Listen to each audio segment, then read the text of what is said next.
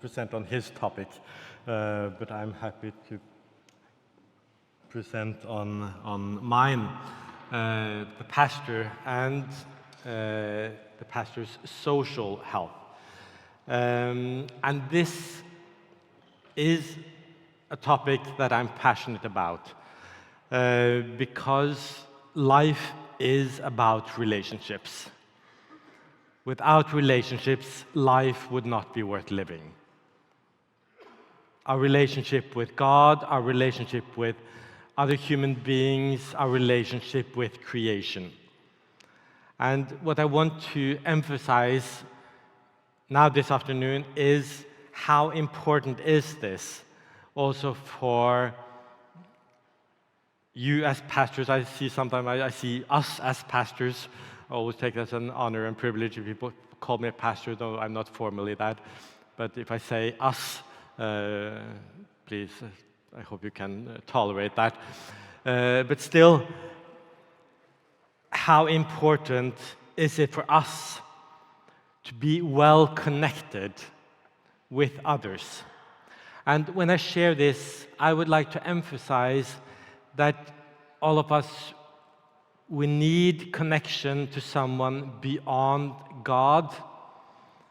And if you are married, if you have a spouse, for optimal resilience, health, I recommend also that you seek to be well connected to other people beyond whoever is your spouse. So keep that in the back of your mind as we go through this. These are the 4 dimensions, and today the focus is on the social dimension of our lives. I'll start with a story, a tale. And this is from a book that I found helpful. It's written not for pastors, but it's written for psychotherapists. It's written for how psychotherapists can take care of themselves, their own life, the many dimensions of life, so we have something to give to our patients. And I think in many ways, the way I see it, the work of a psychotherapist, and in many ways the work of a pastor, there is quite some overlap.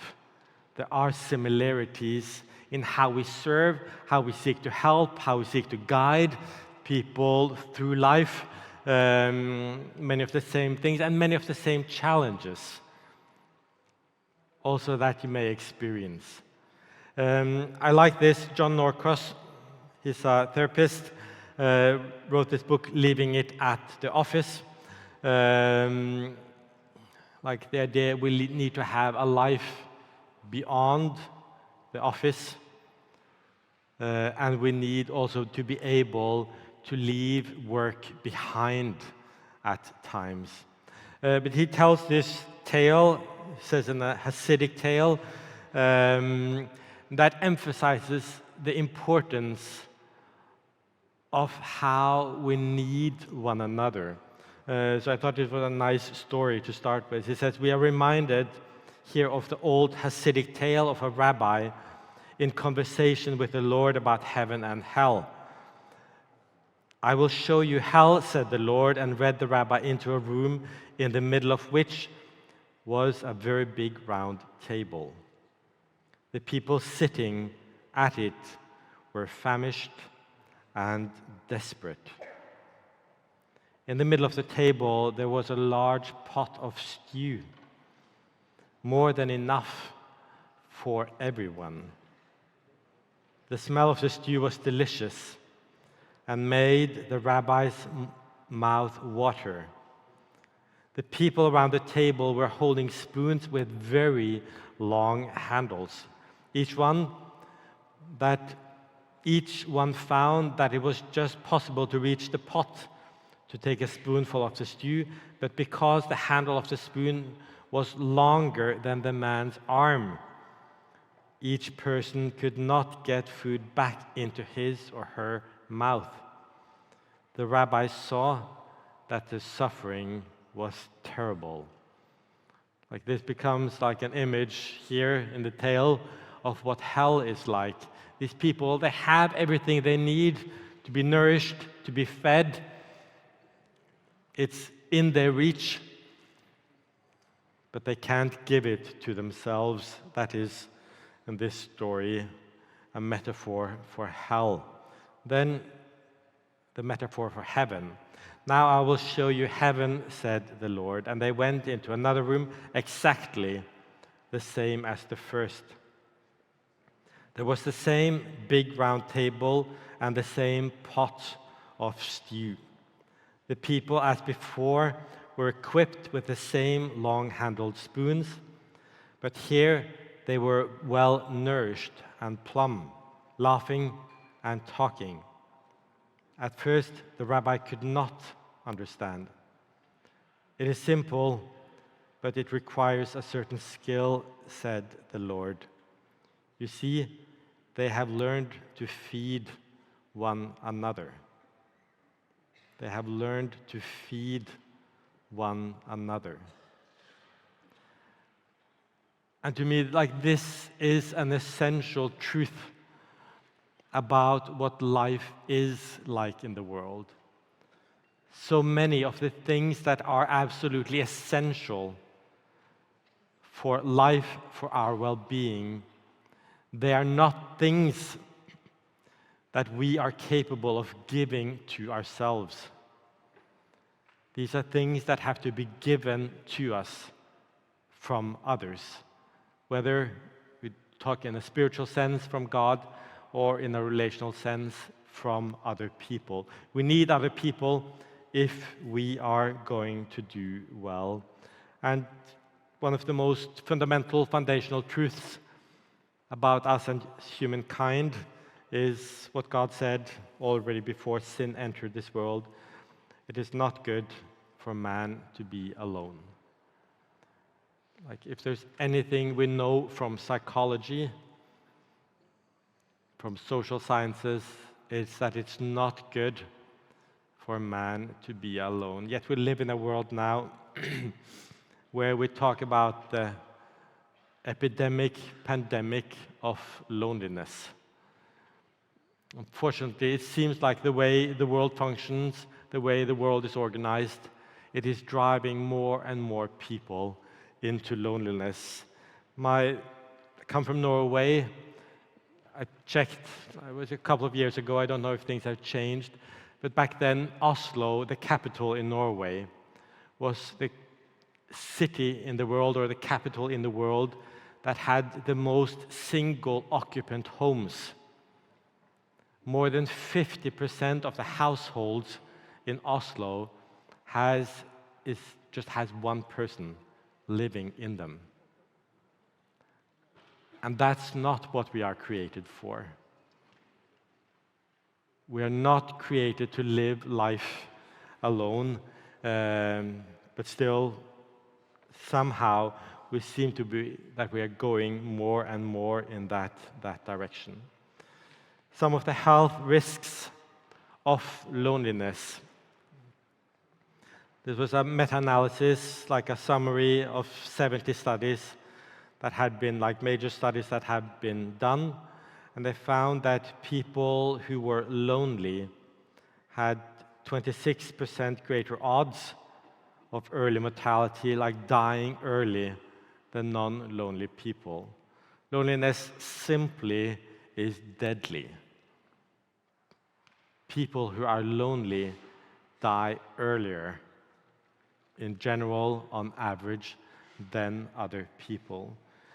Loneliness was associated with several physical health conditions, cardiovascular disease, metabolic syndrome, that is obesity, hypertension, high blood pressure, and diabetes, functional disability, dementia, and mild cognitive impairment. And as we all may expect, also loneliness is correlated and may in many ways be a cause also of mental health issues like depression, lower well-being, anxiety, thoughts of suicide, and also we saw in this study being more susceptible to elder abuse, and loneliness is also associated with poor quality of sleep, which again may lead to many of the challenges that we have. How is the experience in pastoral families? This is from a study that was done in 2014, a comprehensive study done in the North American division, where Sedlacek, seminary professor, was leading this project. And this is what they found in North America. Maybe things are different here, but I think there's still reason to wonder, to see to what extent are there similar challenges. They found that nearly 60% of pastors and their spouses say that they do not have a network of other clergy families with whom they can be really open. So they do not feel that they are connected with colleagues and other colleagues' families where they can share openly about whatever struggles they have. They also experience challenges in their local setting. 71% of Adventist pastors' spouses confessed that they had very few people to confide in about important matters in their own lives. More than 70% of the pastors' spouses felt that they had very few people they could openly share with. And also the same study found that 62% of pastors and 71% of pastors' spouses reported difficulty in maintaining friendships with congregation members because of the complications of being both minister and friend. I know I've heard used to be said that as a pastor you shouldn't be friends with people in your congregation because of the challenges, conflicts that could arise. But if this really is our stance, and if this is what we are telling our pastors, we are putting them in a very difficult position, because it means that it's difficult. They don't, we're not allowing them many arenas where they actually can connect well to people. And they also said that 60% of pastors and spouses felt that they did not get enough time to spend with their relatives. So I think this is important.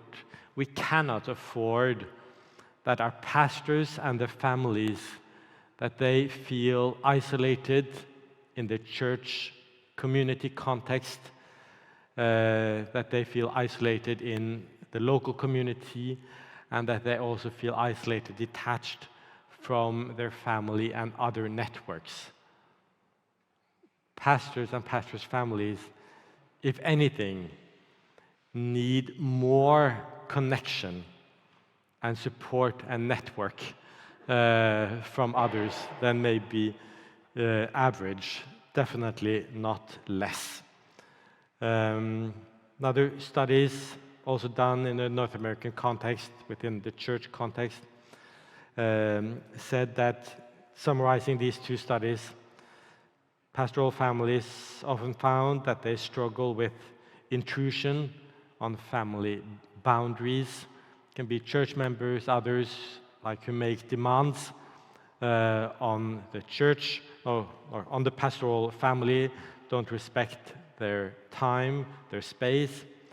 High role expectations for all family members of the pastoral family, not just the pastor, but high expectations of the wife, who often is not an employee, high expectations of the children, who definitely do not get any money for being pastors' kids, but still a challenging situation where they are expected to be examples, and they're expected to be available to be there for whatever needs the church has.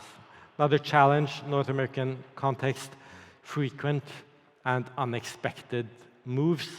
We know, like any move, even like a wanted, desired move, is always a stressor. And especially these when maybe the situations where like maybe you don't want to move, it's not a thing of your choice, can be a huge challenge for the family, and just the disruption of relationships that had to happen. I, as a pastor kid, I went to from grade 1 to 9, I went to 4 different schools growing up, and then for high school, a 5th school. And I've just continued the pattern since. I just keep moving. That's become in my blood after 4 or 5 years in one place. I get restless. It's time for change. I don't know if there's a diagnosis for that. But we are not really created to be torn out of our communities, our networks, and constantly have to re-establish ourselves, resettle into new situations. And again, also, overall, pastors' families in North America, at least, they reported that they struggle with the sense of the lack of support. So these are definitely reasons for concern. Quote here from not an Adventist, but Rick Luciotto.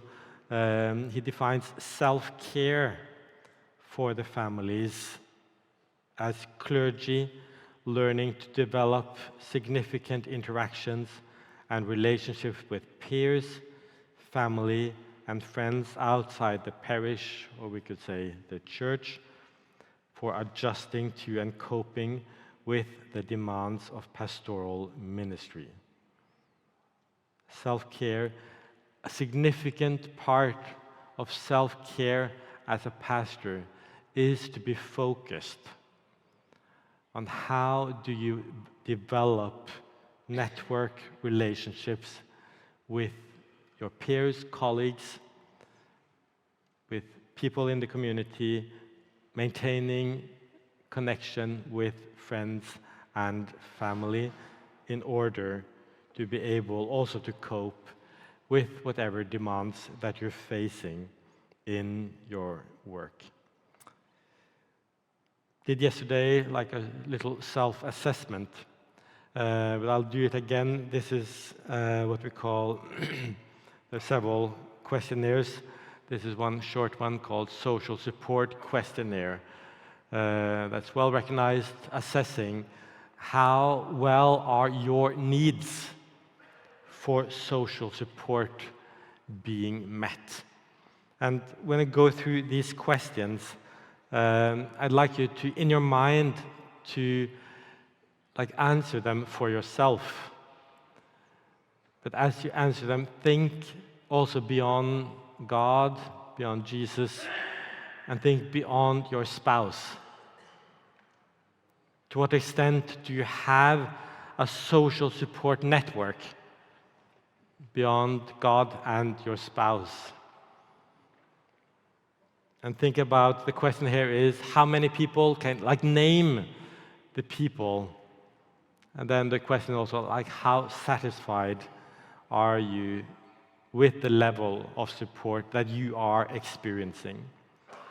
Whom can you really count on to be dependable when you need help? How many people in your life do you have that you know when you need help, they will be there for you? Whom can you really count on to help you feel more relaxed when you are under pressure and tense? Number 3, who accepts you totally, including both your worst and best points? With whom can you be totally yourself without any kind of filter.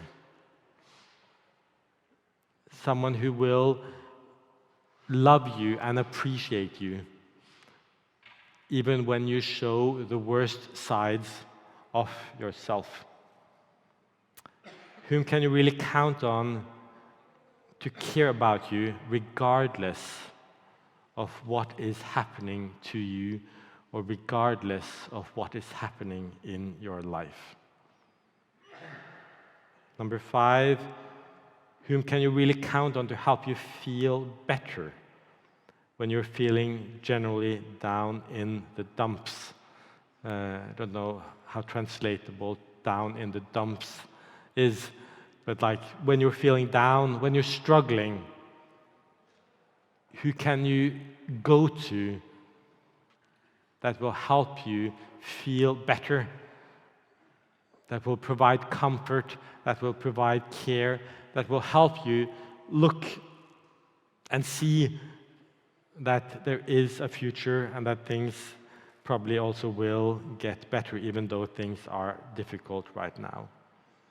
And whom can you count on to console you when you are very upset? You may think and ask, well, isn't this as an adult person something I should be able to do for myself? And yes, as we get adult, we learn more of these skills. But still, as adults, we also need other people to help us, support us, and to regulate and manage our emotions and struggles. Like we know that for kids, like as adults, we have to be there for them, to help them manage these emotions that they may struggle with, that they may not be able to make sense of, that may be overwhelming.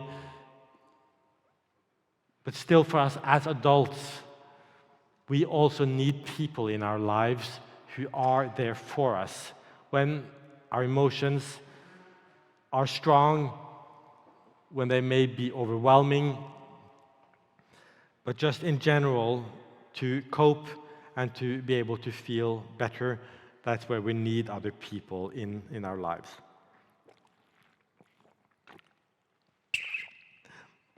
Go back to Norcross. Also, he says, the clinical and research consensus is that we best restore inner strength and regain emotional balance through meaningful relationships. He also talks about the need that we need time off, we need time for ourselves, that these are things that are important. But still, the strongest factor, the most significant factor for us to thrive mentally, emotionally, socially, is that we have people in our lives where we can recharge, where we can find our balance again through being with them. And it's such a blessing when we have such people in our lives. Norcross, he made this self-care checklist, and again, this is for what he made more for therapists. I've taken it, tweaked it a little bit to make it maybe more relevant for us as pastors. But he said, just reflect on these things, that he said these are important things in caring for yourself that you should be mindful of. He says, identify the 3 most nurturing people in your life away from work or apart from work. So 3 people, not just 1, not just 2, but 3 people, indicating that you should have more than 1. 3 most nurturing people in your life outside the work context.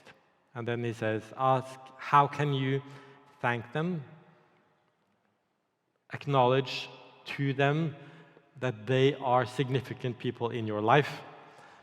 And how then can you increase and make use of their support better? Number 2, pursue ongoing, and then he talks more, like these next ones are more in the work context. How can we have a work context that is more supportive? It says, pursue ongoing nurturance at work with your colleagues, share lunch, conversations, and walks with one another. And when he's writing to therapists, and many therapists, they may, like somewhat similar to pastors, they may work on their own. They may have their own office, they may not be in a group context, but still the important is you need interaction and contact with your colleagues. And I would recommend, like wherever you are, like if you have other colleagues within reasonable reach, to schedule time with them. Maybe you already have things organized like that, but to have time with your colleagues, 1, 2, 3, 4, where you just hang out, have lunch together, go for a walk together, talk together in a like non-formal setting where you just can be together as colleagues.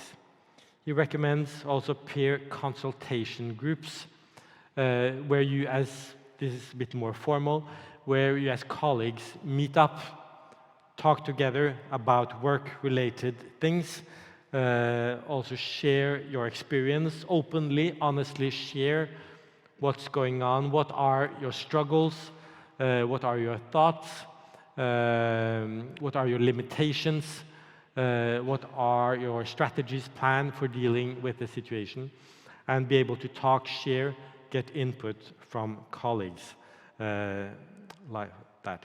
He also recommends seek nurturance from other professionals in the community for both business, assistant, and collegial friendships. I think this is a good one, and this may be also where you can form within your church community or just your bigger social network, which maybe you have wherever you're living, that there are other people, other professionals, not pastors, but other professionals with competencies in areas that you can tap into. People you can learn from, people you can counsel with, consult with about how to deal with various things. So those could be business people, could be health professionals, could be people in various kinds of contexts, legal people that can provide help and counsel for you. Again, building your support network, something that you can do individually, whether or not your conference, your union, or whatever entity you're in, whatever they are providing. And then he also recommends develop arrangements for ongoing supervision and consultation, coaching, mentoring. That is something I think anyone in such responsible positions as you have as pastors, we all should be in this kind of situation where there's someone who is mentoring us, someone who is supervising, coaching us, helping us to grow, develop, and keep us on track. And then last one, this one was one more I added, determine what and who drains and recharges you. Most of us have like some of that experience. It can be work tasks that we have. Some things are draining, some things are energizing, some things we can't wait to do, other things we procrastinate on, or there can be people, some people we just love to engage with, and others who we know, oh, this is not something I'm looking forward to. And what therapists often do when we have that kind of patients, because I admit sometimes some patients are like sometimes we have favorites and not so much favorite patients.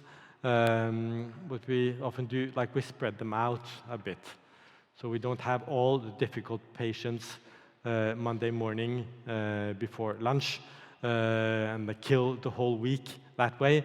Like we would rather spread them out so we can, so it's not too much, it's not overwhelming. I will share with you, this is from the National Institute of Health on their website in the US. They have some recommendations, what they call the Social Wellness Toolkit. There is a link there, you can maybe see it. It was supposed to be white. But here they have actually, this is a good website with quite extensive resources focused on how can we develop, how can we grow our social health. And I will share some of them with you. And they start with how do we build healthy relationships. First, why should we? Strong health, and like this, we already talked about some of these things. Strong, healthy relationships are important throughout your life. We never outgrow the need for relationships, for being attached to other people. We need that, we know, as children. It's absolutely essential. We cannot survive physically or emotionally if we don't have people that we're connected with. But this need is something that we never outgrow. Throughout our lifetime, we need these good relationships. They impact our mental, physical well-being, and we could extend it also to our spiritual well-being. And as children, we learn social skills, how to form and maintain relationships with others. We may be good at it, we may find it a bit challenging, but we're never too old to find new ways also to improve the relationships we already have, and also to develop, to grow new ones. So here are some of the things they recommend, strategies that we can apply in the relationships we are, and when we want to develop new, good, healthy relationships. These are some of the principles that we should apply. And first, we need to acknowledge, recognize what kind of impact, what kind of influence do specific people have on us. How do other people make us feel? To be honest about that, that's an important starting point if you want to develop a good relationships. Sometimes, for various reasons, we may have a tendency to get into dynamics, into relationships that can be difficult and may not be the most beneficial and healthy ones. And this may have to do with our past relational stories, that we are just wired. Often we say we gravitate towards what we're used to, not necessarily what is best for us. And probably we've all seen that, especially in dating kind of relationships. People who get into relationships, we say, why did that person pick that kind of person? But often we are replaying the scripts, the stories that we've had from before, and we often get into kind of situations that may be familiar, because somehow we think, or we just instinctively we think this is something I can manage, while we should maybe be seeking for something else. When you are in a relationship, it should be a relationship where you can share your feelings honestly. In a good relationship, you should be able to share openly, honestly, without filter. You should be able to ask for what you really need from the other person. We all have needs in relationships. They may differ at times, they may change, but we should be able to ask for what we need. Also, how do we interact in return? Listen to others without judgment and blame. Be caring and empathetic. And this may require discipline. This may require that we turn off the autopilot and that we think, how do I actually relate in the best possible way to engage with this other person? Disagree with others respectfully. Conflicts should not turn into personal attacks. Conflicts, on some level, are inevitable in relationships because we are different people, we have differing needs, we may have differing goals, at time, and this is something that needs to be negotiated, and it should be possible to negotiate this well. Avoid being overly critical, angry outbursts, and violent behavior. That just triggers fear, and fear is always destructive in relationships, in organizations. People don't thrive if they live in a context of fear. That's impossible. Our most basic need above everything else is safety. That we can feel safe, and then beyond that, we seek all the other things. But when there is fear, then that paralyzes the individuals, it paralyzes relationships, it paralyzes an organization. Expect others to treat you with respect and honesty in return. In a good relationship, you should be treated well. Compromise. Try to come to agreements that may work for everyone. And then, importantly, protect yourself from violent and abusive people. Set boundaries with others. Decide what you are willing and aren't willing to do. It's okay to say no. I think this is very important as pastors, because you can be in situations often where people can take out all kinds of things on you. It may not be because of who you are, but because of your role, their frustrations, their dysfunctions. You become a receiver of things that you don't deserve at all. And that is important. If you're going to thrive and do well as a pastor, you have to be clear also in setting boundaries and saying, this I won't accept, this I do not accept that you treat me this way. Oftentimes that's actually doing people a favor in educating them on how to treat other people, to be respectful. But we should never tolerate violence, abuse, whether that's physical or that's emotional.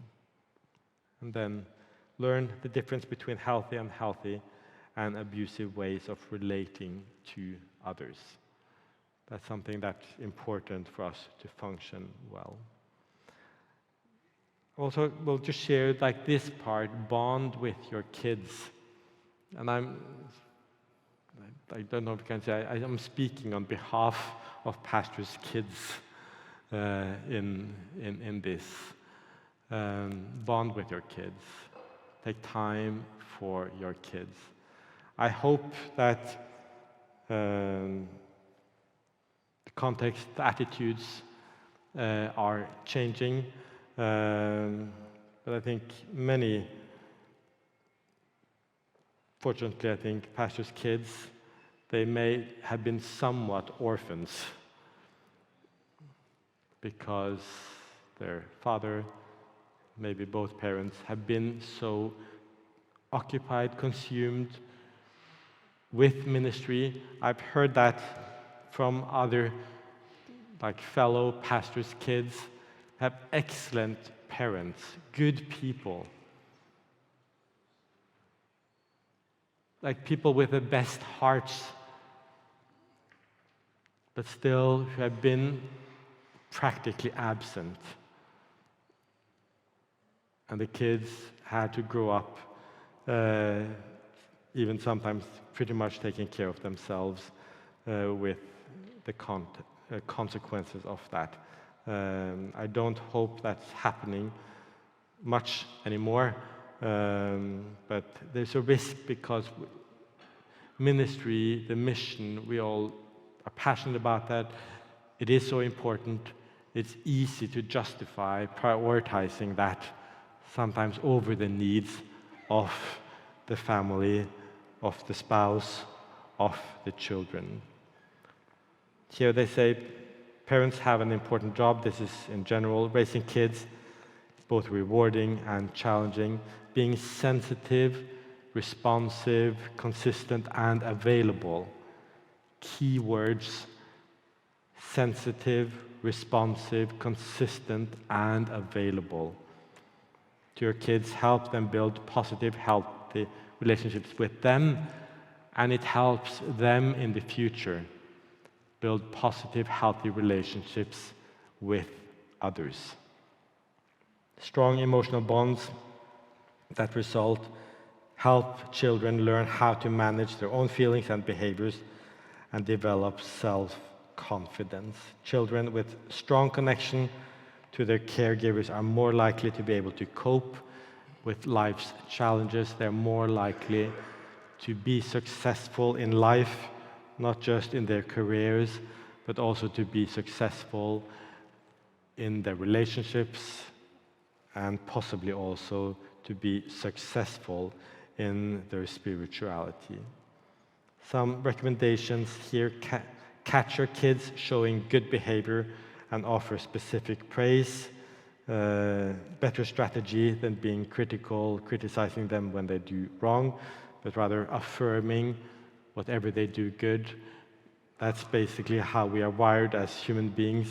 We respond more to praise than we do to criticism. Give children meaningful jobs around the home, positive recognition afterward, and if possible, do the work with them. Use kind words, tones, gestures when giving instructions and making requests. And then this one I think is so important: spend some time every day in warm, positive, loving interactions with your kids. Every single day, make sure there's a significant amount of time that you spend with them in loving, warm, positive, fun interactions. Look for opportunities to spend time as a family, like they say, taking after-dinner walks, reading books together. And I would say, like, absolutely essential, have meals together. Eat together. Breakfast, dinner, like whenever there's food, that should be a time for socializing, for connecting. Food is not just about nourishment, so we get fuel, so we can recharge, like we do at the gas station, fill up as quickly as possible, and then move on. Relationships are built around food. And I think that in your church context also, as you reach out with people, I think that's my impression, that the most effective way of building relationships is to eat together. And see, they have several other recommendations. Ask about your child's concerns, worries, goals, and ideas. Children, they often think much more than we think they do. They think deeper, they think existentially, often much more concerned, without maybe that becoming obvious, reflecting about the big questions of life, and take an interest in that, be part in that, and participate in their activities, be there for them on the various arenas that they are on.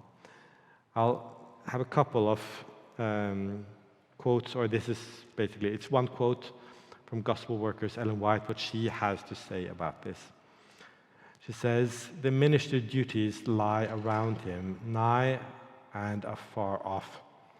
But his first duty is to his children." I think we also probably could add spouse here. But his or her first duty is to the children, to the family.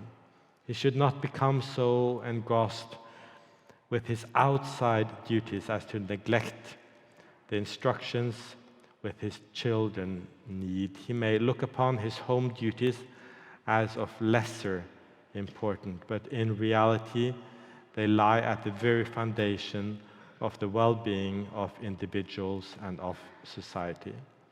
To a large degree, the happiness of men and women and the success of the church depend upon home influence.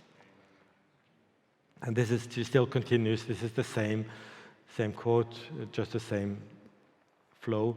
She says, and I think this is profound, the world is not so much in need of great minds as of men and women who are a blessing in their homes. Men and women who are a blessing in their homes. If we had a world where mothers and fathers really prioritize the home was a heaven-like place to be, then the whole world would be a much better place to be. Nothing can excuse the minister for neglecting the inner circle for the larger circle outside. The spiritual welfare of his family comes first. In the day of the final reckoning, God will inquire what he did to win to Christ those whom he took the responsibility of bringing into the world.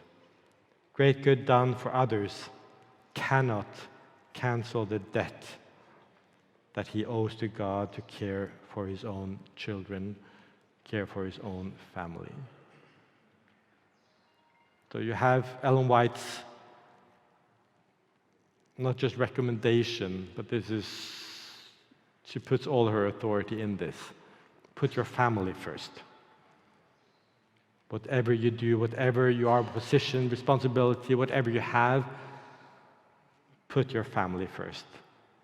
And make it so they know that they come first. I think if they know that, they can cope with many things about being absent, being other responsibilities, all the other things that come. But your family, your children, your spouse needs to know, and they deserve to know, that they come first. Time is up, and I think I will end on that. Relationships are important. As a pastor, you need relationships. And focus on the ones who are closest to you. Start there. Thank you.